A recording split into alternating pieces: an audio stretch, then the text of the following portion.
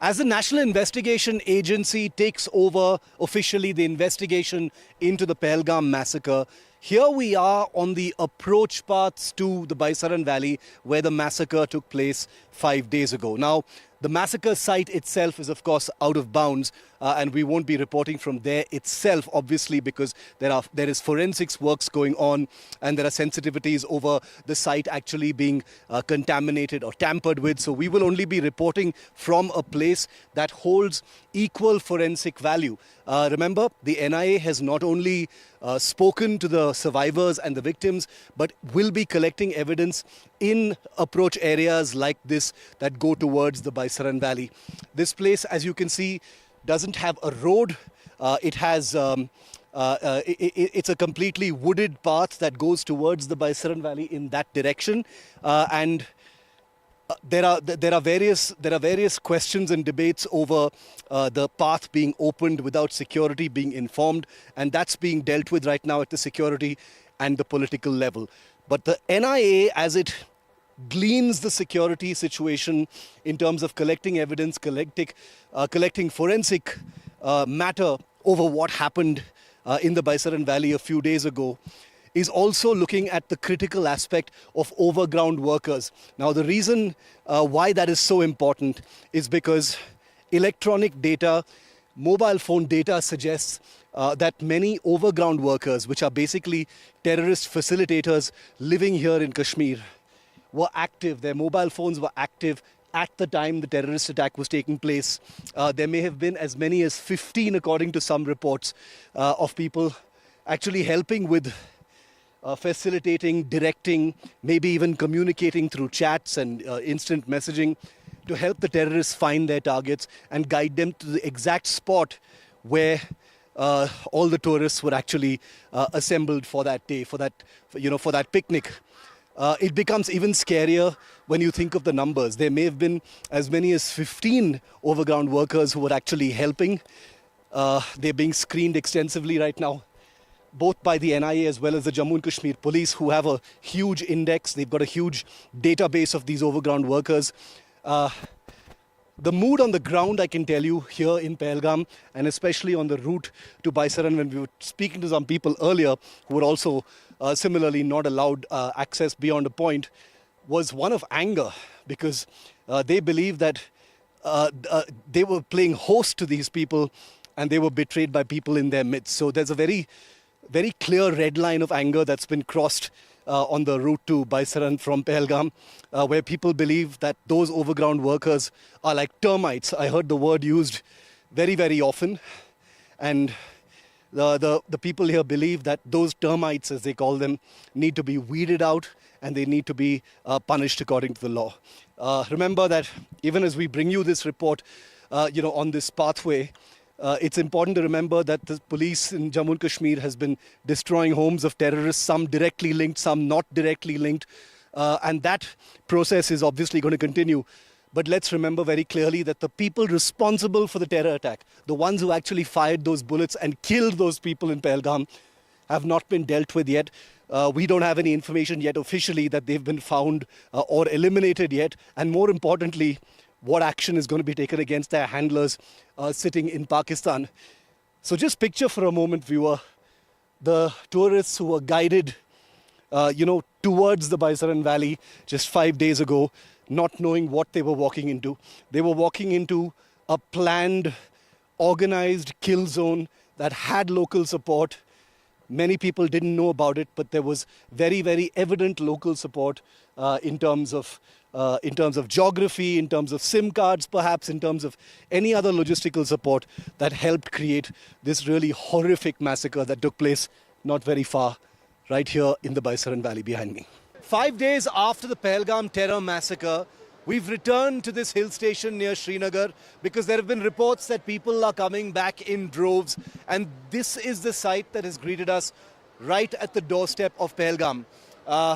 Quite a lot of people have descended on the hill station. You can see people enjoying the Lidder River here, people taking pictures, and quite a crowd here. Now, it must be said that the actual meadows and open areas of Pahalgam are still out of bounds for tourists. So it's not all happy news, but they've still decided to come in large numbers, and we've been speaking to quite a few of them.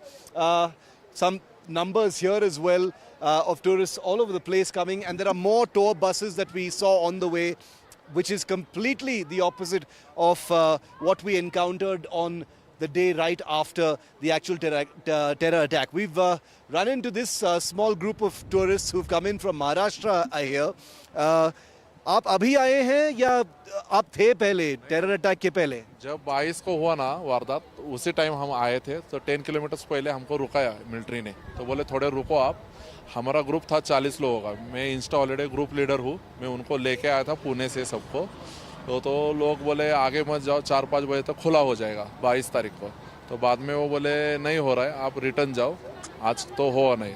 तो उसके बाद हम 8 दिन के बाद वापस आए देखने के लिए, लेकिन अभी भी खुला नहीं है कुछ भी पहलगाम में। बाकी जगह सोनमर्ग गुलमर्ग में कोई इशू नहीं है, श्रीनगर में कोई इशू नहीं है।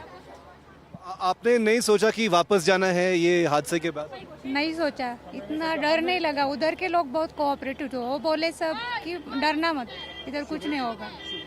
लेकिन 26 लोग मारे गए थे इस टेरर अटैक में, तो आपको डर नहीं लगा कि वापस जाना चाहिए? सपोर्ट करने वाले लोग थे, हमारे इधर के एजेंट सपोर्ट करने वाले थे, ड्राइवर्स थे जो ग्रुप लेके आए। वो हमारे पूना के एजेंट जो हमारे कंपनी का ट्रैवल एजेंट मैन जो है वो सपोर्ट करने वाले थे। वो सबको बोल रहे थे कि मत डरो, हम आपके साथ हैं, इतने लोग हैं तो कुछ नहीं होने देंगे। इधर के गवर्नमेंट ने भी हमें बहुत सपोर्ट किया, हमें प्रोटेक्शन दिया, हमारे आगे पीछे पुलिस की गाड़ी थी, तो हमें बहुत सपोर्ट किया उस दिन। डर है कि JNK में लोग नहीं आएंगे। आप लोगों के शब्द सुनकर शायद लोग को एक रीअश्योरेंस मिलेगा कि जा सकते हैं, लेकिन जब बहुत सिक्योरिटी है, कोई प्रॉब्लम नहीं, अभी सब ओपन हो गया, सिक्योरिटी भी है, डरने का नहीं, डरने का कुछ नहीं, जो नसीब में है वो होगा। लेकिन मैडम हादसा तो हुआ था, उस दिन हुआ था, सिक्योरिटी लैब्स तो था, वो तो हमको मानना पड़ेगा कि जो हुआ वो बहुत ही गलत था, और हमको सवाल भी पूछना पड़ेगा कि सिक्योरिटी लैब्स क्यों हुआ था। पहाड़ी एरिया में सिक्योरिटी नहीं थी। हम दूसरे बाद में गुलमर्ग गए थे, सोनमर्ग में गए थे, ऊपर वो घोड़े पे सवार करते, उसके ऊपर सिक्योरिटी कोई नहीं थी, सिर्फ नीचे ग्राउंड लेवल पे सिक्योरिटी, ऊपर कोई ऊपर सिक्योरिटी नहीं थी, सोनमर्ग में सिक्योरिटी नहीं थी। और इधर क्या हुआ है, मेरे श्रीनगर वो लोकल जो एरिया है ना, वो भीड़ ज्यादा है, दुकान उधर मिनटों तक सिक्योरिटी है, लेकिन वो पहाड़ी में जो वो वहाँ मेन सिक्योरिटी होनी चाहिए, वहाँ सिक्योरिटी नहीं है ना। वहाँ अभी पहलगाम में जो हल्ला हुआ, वहाँ का सिक्योरिटी थी, 1.5 घंटे बाद वो सिक्योरिटी आए ना, उधर वहाँ का सिक्योरिटी थी।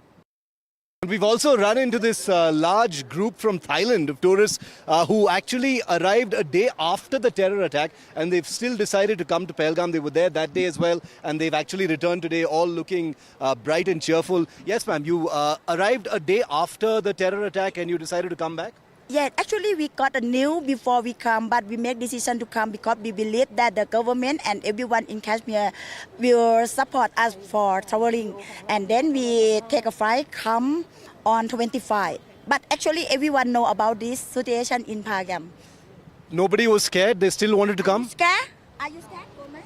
Well, no. Everyone willing to come. You can Yes. take a video from Well, that's great, but 26 people were killed. It was a terrible, terrible incident. Yes, we know. So I just want to know what's going on in all of your minds. How did you discuss it? Did you think about cancelling?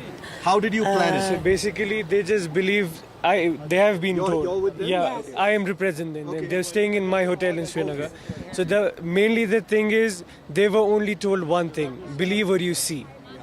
So I think we just disclose it here because they wanted to come to Kashmir. So here they are. You can just ask. I have 13 people with me. So they have been treated with with the full of hearts, with our arms open for them every time, not just now. So this is the message for the worldwide. We just don't want. You've had a good time here? Very good time. Good time. Yes, enjoy. Yes, I'm enjoy. It's really nice to see this. Look, none of this takes away from the seriousness of what happened in Pahalgam. That can never be ignored. It can never be sidestepped. The respect that must be shown for those who are grieving, those who are mourning, must always be front and center on this story. I'm very, very clear about that. But it is, for many other reasons, at least in some ways, good to see that people have decided to not cancel their plans, staying on. Like this group from Thailand decided to come despite knowing what had happened. They came after the terror attack. And in some ways, this is not what the terrorists want. This is exactly what the terrorists were trying to break.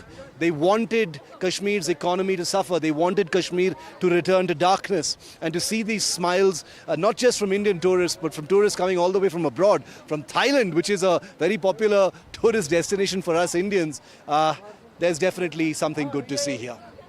Well, the action against local terrorists is continuing. The demolition of homes in different parts of Kashmir, both south and north, is continuing. We saw that dramatic video late last night of one particular home in Kupwara that was destroyed using an IED. And now at last count, including the overnight demolitions, 10 homes of 10 separate terrorists in different parts of Kashmir have taken place. We've got the list. Our colleague Mukesh has just put out that info. And I wanted to just read out the list of the terrorists who've had their houses destroyed so far.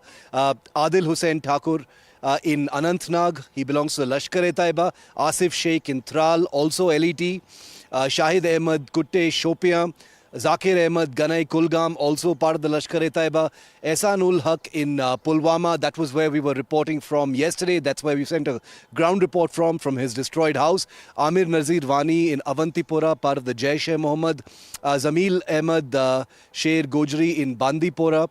He's been active since 2016. Amir Ahmed Dar in Shopia, again LET. Adnan Safi Dar in Jainpura, part of the resistance force, which has embarrassed itself by first claiming credit for the Pahalgam massacre and then saying that its social media was hacked.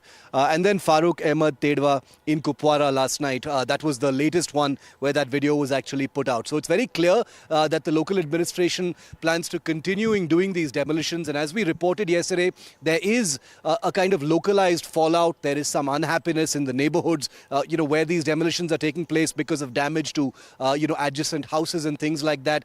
We did sense a mood of resentment in the neighborhood of Ehsan-ul Haq in Pulwama when we were reporting there. But clearly the pace at which these demolitions and destructions of homes are happening means that this is a concerted crackdown on local terrorists, and it's not likely to stop anytime soon. Also note that they're not happening in one particular area like South Kashmir. Last night's was in Kupwara, which is North Kashmir, so really a spread across the area. So this is another group here in Pahalgam, raising the kinds of slogans that perhaps people have never actually heard before from locals, except in such an overt manner. Something has changed in Pahalgam, and that's what we're actually seeing here from all of these people. Let's get into the middle of this crowd. Actually saying, इसमें क्या लिखा है भाईजान? इसमें लिखा है Gujjar Bakarwal committee. हम गुज्जर बकरवाल लोग यही कहना चाहते हैं, जिस किसी दरिंदे ने भी ये हरकत की है, ये इंसानियत के खिलाफ है, उनको कड़ी से कड़ी सजा होनी चाहिए। So communities across the board, including the Gujjar Bakarwal community, all saying the same thing. They support the action against the terrorists and the gaddars that are happening here.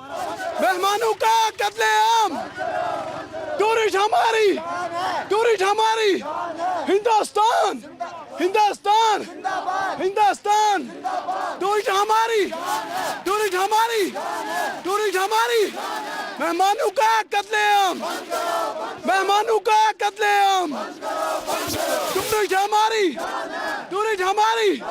Tourist हमारी, Hindustan!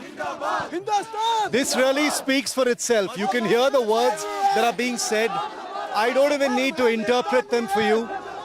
There is no exaggeration to say that these kinds of sentiments being expressed openly in public in this manner by locals is practically unheard of. It's never happened before. I've been traveling to Kashmir for years. I've been here during conflict situations and uprisings as well. And this kind of thing has never happened before. If there was any further proof that a red line has been crossed, people like these are actually that. And they don't belong to any political party. They're all community groups and those with skin in the game from a prosperous Pahalgam. It's proof that there was some who did help those terrorists, but the people here have cut them loose. They are angry and they want to know who they are, and they want them completely destroyed. The ceasefire by the Pakistan Army 3 nights in a row, has many different interpretations, and I can break them down into broadly 3. Number one, the Pakistan Army obviously began on that first night, with speculative fire because it was perhaps the most basic way to try and trigger a response from Indian Army posts across the LOC to see if there has been any post-Pahalgam, shift or shuffling of army posts or positions to try and, soak up some intelligence in that manner. Obviously, the Indian Army knows better than that. They responded effectively from their traditional posts. Secondly, the Pakistan Army, remember, is also trying to send out a message that it is not down and out. It has obviously been given directions from its higher-ups to make this a concerted effort to activate and light up tensions along the line of control. This may, of course, very well be an attempt to distract from the fact that the Pakistan Army is going through one of its lowest periods right now. They've been battered, by separatists in Balochistan. Scores of soldiers and officers have been killed. In Khyber Pakhtunkhwa, they're like sitting ducks being killed on a daily basis, by terror groups of their own making over there.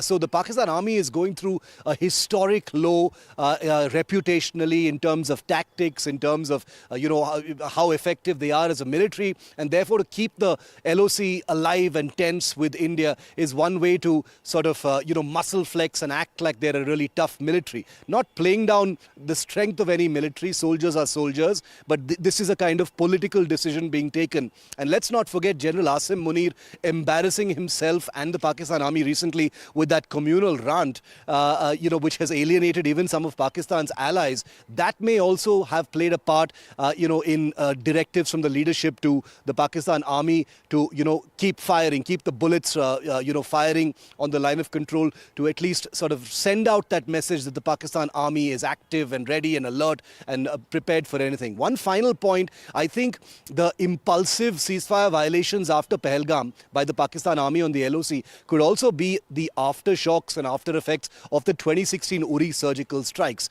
This may be the Pakistan Army, awake and, sort of sleepless and expecting some kind of trans-border special forces attack on some of those terror launch pads again, and therefore, firing just as a kind of defensive maneuver to signal that they're ready for any kind of action and to kind of try and deter any Indian offensive action. So expect the line of control to be active for many days going forward. It is concentrated in the Uri area where we were reporting from, but also from elsewhere. Tangdhar, Kupwara, Gurez in North Kashmir, Rampur, Tutmari Gali are 2 places that the army has mentioned as well. These are likely to continue, expected to only escalate.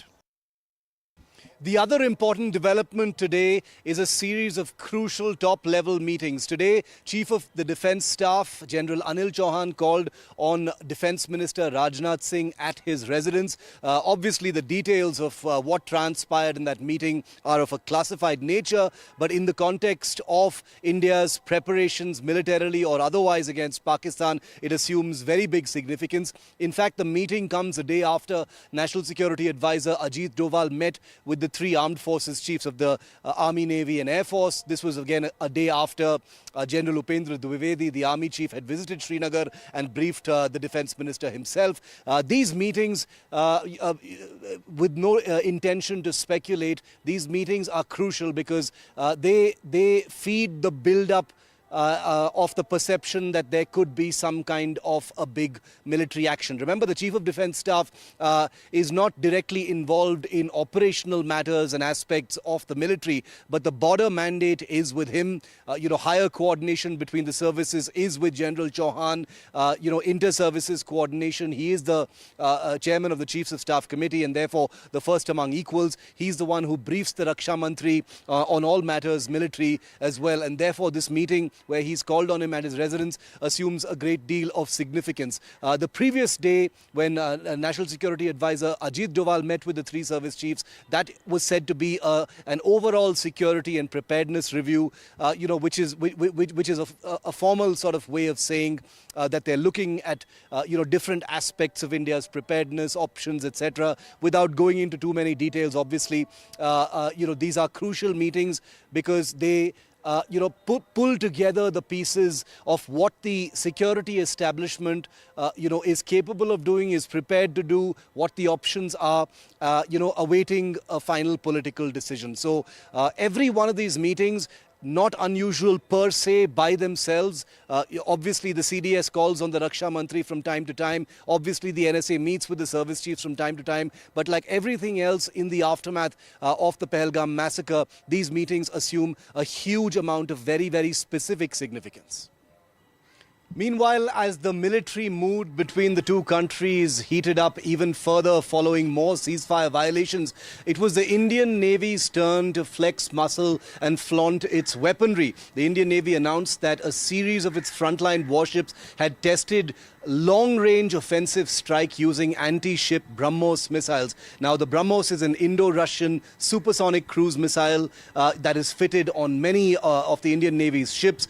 They sport a range in excess of about 400 kilometers and long-range offensive strike, words used by the Indian Navy in its official statement make it clear that this wasn't just a routine announcement. It was trying to send out a message of deterrence, of being able to attack at range. The Indian Navy's BrahMos missiles are, intended both for land attack as well for the anti-ship role, and therefore the Indian Navy putting out these very dramatic images that you see of the BrahMos in action definitely paint a certain mood between the two countries. In fact, in one of my conversations with former Navy Chief Admiral Arun Prakash a couple of days ago on India Matters, he had specifically said, that the naval option against Pakistan is a very real one. The ability of the Indian Navy to blockade Pakistan completely, which depends on the sea for all of its energy, etc., is something that the Indian Navy can definitely do. Of course,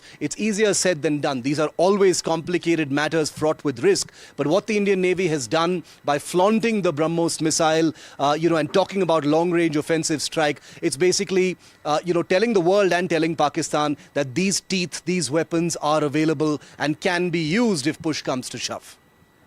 And finally, as military frictions continue to escalate between India and Pakistan, far away from where I'm standing in Srinagar, in India's capital, tomorrow at noon, India's second Rafale fighter jet deal will be signed between this country and France. This is a deal for 26 Rafale fighter jets for the Indian Navy. Remember, the first contract was for 36 of these same aircraft for the Indian Air Force. The 26 aircraft being purchased by the Indian Navy are for its aircraft carriers. Now, this is a deal that is crucial because the Rafale comes with weapons, long-range weapons, in fact, like the Meteor Beyond Visual Range air-to-air missile, which are true game changers in the event of any kind of air power battle between India and any of its adversaries. Obviously, these Rafales will not be arriving anytime soon. They are still some years away from delivery. But the Indian Air Force already has Rafales which are on operational readiness already. And if the balloon goes up, proverbially, between India and Pakistan, you can bet that these aircraft will definitely enter the picture and play a role. So tomorrow, that Rafale deal will be signed. Thanks very much for watching this special broadcast. We will continue to report from here in Kashmir on the biggest story of the moment. With Ashwini Mehra in Pahalgam, Srinagar and beyond, Shiv Arur for NDTV.